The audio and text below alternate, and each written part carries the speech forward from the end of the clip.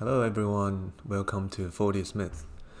And in today's tutorial, I'm going to show you how to make a carpet rolling effect and animation in 3ds Max, like this. So first of all, you need to have a plan that has been using a lot of segments, like this, in order to roll properly. And after that, you just need to trim whatever you want to trim.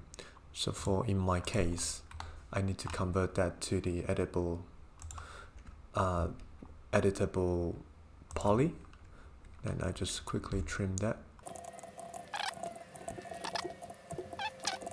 That's the poly I'm finished. So now you need to use a modifier using bend. Press B for bend. The angle, I just go at 3200.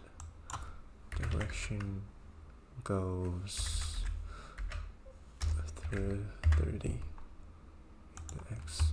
Before that, you need to go back to editable poly to choose which polygon you want to curve and bend it. So I choose the whole object. Go back to bend. You need to sort of play around with that.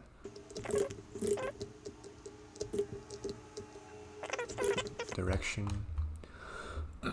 Okay, so now how to make the rolling effect. You just need to click the limit effect, and I type 720 for that, and grab the center.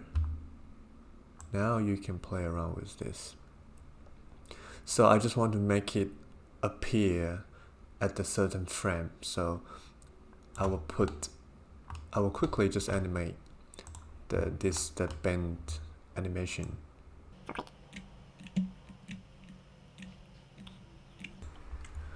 Okay, and if you want to make that to roll to the other side, you just need to change the upper limit and the lower limit.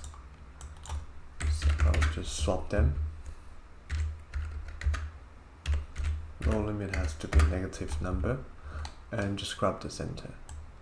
You will roll from the other side. Okay, I hope this video can help you to make a perfect carpet animation, and I'll see you soon.